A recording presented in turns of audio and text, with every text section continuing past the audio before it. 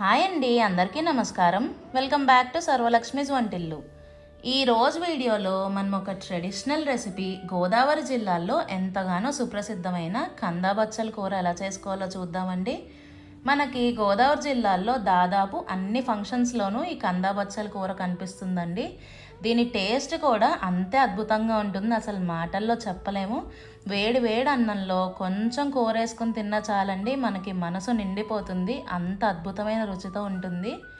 మన ఛానల్ని ఎవరైనా ఫస్ట్ టైం చూసినట్టయితే తప్పకుండా సబ్స్క్రైబ్ చేసుకోండి, అలాగే వీడియోని లైక్ చేయండి. పదండి ప్రొసీజర్ చూసేద్దాం. ముందుగా నేను ఇక్కడ ఒక 1/2 కేజీ కందదుంప తీసుకున్నానండి. మనకు కందలో కూడా చాలా రకాలు ఉంటాయి. తెల్ల కంద ఉంటుంది, ఎర్ర కంద ఉంటుంది. ఈ తెలుపు ఎరుపు పక్కన పెడితే మనకి మార్కెట్లో పిండి కంద అని అమ్ముతారండి. అది కూరలో చాలా బాగుంటుంది, మీకు దొరికితే వేసుకోండి. అవైలబుల్గా లేని వాళ్ళు మీకు ఏ కంద దొరికితే అది వేసుకోండి, పర్వాలేదు. ఇప్పుడు నెక్స్ట్ ఇక్కడ బచ్చల కూర అండి. నేను పాదు బచ్చల కూర తీసుకున్నాను. దీనికి లెక్కేం లేదండి, మన కూరకే ఎంత సరిపోతుందో చూసి అంతా వేసుకోవాలి. ఈ బచ్చల కూరలో కూడా మనకి రకరకాలు ఉంటాయండి. సిలోన్ బచ్చలు ఉంటుంది, మట్టు బచ్చలు ఉంటుంది, పాదు బచ్చలు ఉంటుంది, పాదులోనే ఎరుపు బచ్చలు ఉంటుంది. మీకు ఏది దొరికితే అది వేసుకోండి. నేనైతే ఇక్కడ పాదు బచ్చలు వేస్తున్నానండి. చూడండి, పాదు బచ్చలు అంటే మనకి ఇలాగా ఆకులు పెద్ద పెద్ద ఉంటాయి అన్నమాట. వీటిని ఒకసారి శుభ్రంగా కడుక్కోవాలి. చూడండి, ఈ విధంగా కంద ఒకసారి వేడి నీళ్ళతో శుభ్రంగా కడుక్కుని పీల్ చేసుకుని మనం కొంచెం పెద్ద ముక్కలుగానే తరుక్కోవాలండి. చిన్న ముక్కలు తరిగితే ముద్ద అవుతుంది, అందుకని ఈ విధంగా పెద్దగా తరుక్కోండి. అలాగే బచ్చల కూర కూడా శుభ్రంగా కడుక్కుని పెద్ద పెద్ద ముక్కలుగానే తరుక్కోవాలి. ఇప్పుడు నెక్స్ట్ స్టవ్ మీద ఒక బాండీ పెట్టుకుని ఇందులో కొద్దిగా వాటర్ పోసుకోవాలండి. అలాగే ఇందులోకి నేను ఒక 1/2 టీ స్పూన్ సాల్ట్ వేస్తున్నాను, అలాగే కొంచెం పసుపు వేస్తున్నానండి. మనం మళ్ళీ తర్వాత కూరలో ఉప్పు వేస్తాం కాబట్టి ఇక్కడ ఉడికించేటప్పుడు కొంచెమే వేస్తున్నాను. ఇప్పుడు మనం తరిగి పెట్టుకున్న కంద ముక్కలు ముందర వేసుకోవాలండి. దీని మీద మనం తరిగి పెట్టుకున్న బచ్చల కూర కూడా వేయాలి. కంద ముక్కలు గట్టిగా ఉంటాయి కదండి, అందుకని అడుగుని వేసుకోవాలి. మనకు ఒక సామెత ఉంది కదండి, కంద దురద కత్తిపేటకే తెలుస్తుందని. అలాగా మనం తరిగేటప్పుడు చేతులు ఏమైనా దురదగా అనిపిస్తే ఇప్పుడు ఇలా ఉడికించే స్టేజ్లోనే కొన్ని బియ్యం గింజలు వేసుకుని ఉడికిస్తే కందకున్న దురద అంతా కూడా పోతుందండి. ఇప్పుడు దీని మీద మూత పెట్టి మనం పోసిన నీళ్ళన్నీ అయిపోయేదాకా ఉడికించుకోవాలి. చూడండి, మనకి నీళ్ళన్నీ పోయి ఈ విధంగా బాగా ఉడికిపోయింది. మనం కూర ఉడకడానికి ఎన్ని నీళ్ళు అయితే పడతాయో అన్ని నీళ్ళే పోసుకోవాలండి, ఎందుకంటే మళ్ళీ వడగడితే బచ్చల కూరలో ఉన్న పోషకాలు అన్నీ పోతాయి కాబట్టి సరిపడా పోసుకోండి. నీళ్ళన్నీ అయ్యేదాకా ఇలా ఉడికించుకోవాలి. ఇప్పుడు కూర రుచి కొంచెం బాగుంటుందని చెప్పేసి నేను కొన్ని కంద ముక్కల్ని ఈ విధంగా మ్యాష్ చేసి తీసుకున్నానండి.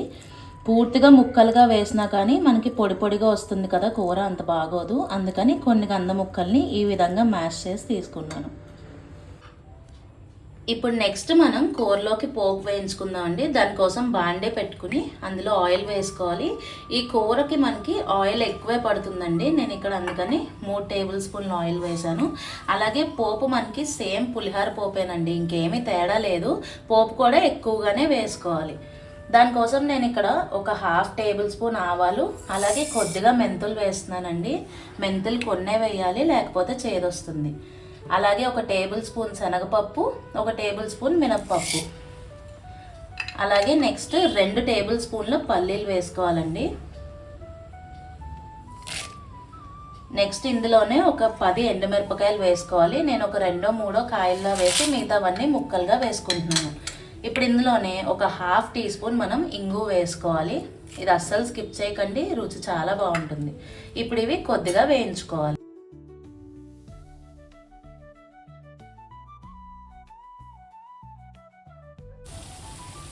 ఇప్పుడు మనకి పోపు కొద్దిగా వేగింది కదండి, నేను ఇక్కడ ఒక 10 పచ్చిమిరపకాయలు ఇలా చీలికలుగా వేసుకుంటున్నానండి. అలాగే 1 ఇంచ్ అల్లం ముక్క ఇలా చిన్న చిన్న ముక్కలుగా వేసుకుంటున్నాను. మీ ఇంట్లో చిన్నపిల్లలు ఎవరైనా ఉంటే మీరు గ్రేట్ చేసుకునైనా వేసుకోవచ్చు. అలాగే కొద్దిగా కరివేపాకు వేస్తున్నాను. ఇప్పుడు ఇవంతా పోపు కూడా ఎర్రగా వేయించుకోవాలండి, మనకి ఎర్రగా వేయించుకుంటేనే చాలా బాగుంటుంది.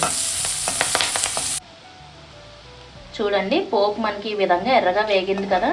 ఇప్పుడు ఇందులోకి ఒక నిమ్మకాయ సైజ్ అంతా చింతపండు తీసుకుంటున్నానండి. దాన్ని ఇలాగా చిక్కగా రసం తీసుకున్నది పోపులో వేయాలి.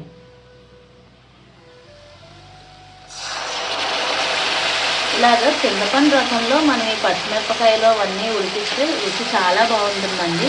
ఇప్పుడు ఇందులోనే ఒక 3 టీ స్పూన్ల ఉప్పు వేసుకోవాలండి. అలాగే 3 టీ స్పూన్ షుగర్. మీరు ఇలాగా పంచదార కానీ బెల్లం కానీ వేయడం వల్ల కూర రుచి అనేది చాలా బాగుంటుందండి, డబల్ అవుతుంది. ఇప్పుడు ఇందులోనే ఒక టీ స్పూన్ కారం వేయాలండి.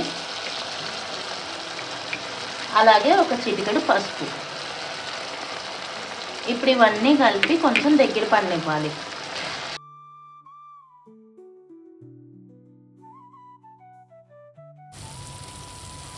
చూడండి, మనకి ఈ విధంగా చిక్కబడింది కదా, నూనె కూడా పైకి తేలింది. అందాక ఉడికించుకోవాలి. ఇప్పుడు మనం వేయించుకున్న పోపుని మనం ఆల్రెడీ ముందుగానే ఉడికించి పెట్టుకున్న కందా బచ్చల్లో వేసేయాలండి.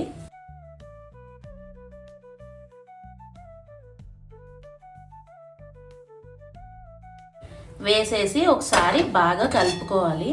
కలిపేసి ఒక 2 నిమిషాల పాటు స్టవ్ మీద ఉంచితే సరిపోతుందండి. ఇంకా దింపేయచ్చు. బాగా చల్లారిన తర్వాత మనం ఒక సీక్రెట్ ఇంగ్రీడియంట్ వేస్తామండి. అదేం వేయాలో మీకు చెప్తాను. కంద మనకి చాలా శుభప్రదమైందండి. మా గోదావరి జిల్లాల్లో అయితే అసలు ఈ కందా బచ్చల కూర లేనిదే ఏ ఫంక్షన్ అవ్వదండి.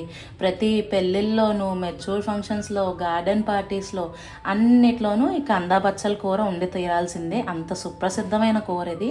పెళ్ళిళ్ళలో అయితే ఎవరి ఆన్వాయితీ ప్రకారం వాళ్ళు బియ్యం, పెసరపప్పు, అలాగే కందదుంప పెట్టి ఒడిగంటవి కడుతుంటారండి. అంత శుభప్రదమైంది.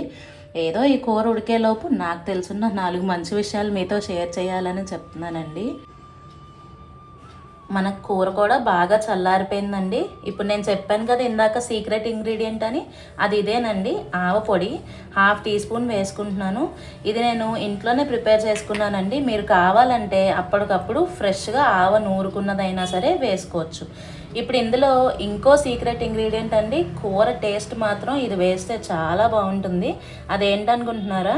పప్పు నూనె కానీ పల్లి ఆయిల్ కానీ వేయాలండి పైనుంచి. అప్పుడు టేస్ట్ చాలా బాగుంటుందండి. వేడి వేడి అన్నంలో వేసుకుని తింటే అసలు అద్భుతంగా ఉంటుందండి. మాటల్లో చెప్పలేను, అంత బాగుంటుంది. ఇప్పుడు ఇదంతా బాగా కలిపేసుకోవాలి.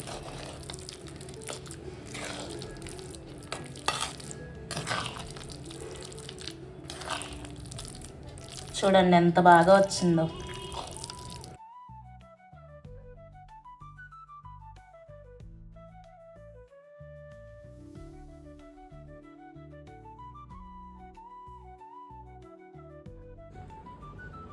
అంతేనండి, ట్రెడిషనల్ రెసిపీ, గోదావరి జిల్లాలో స్పెషల్ రెసిపీ కందా బచ్చాలు రెడీ అయిపోయింది. నేను చెప్పిన విధంగా మీరు అందరూ కూడా ట్రై చేసి టేస్ట్ ఎలా కుదిరిందో కామెంట్ సెక్షన్లో చెప్పండి. ఈ వీడియో కనుక నచ్చినట్టయితే లైక్ చేయండి, షేర్ చేయండి, కామెంట్ చేయండి. మరిన్ని వీడియోస్ కోసం మన ఛానల్ తప్పకుండా సబ్స్క్రైబ్ చేసుకోండి. Thank you very much.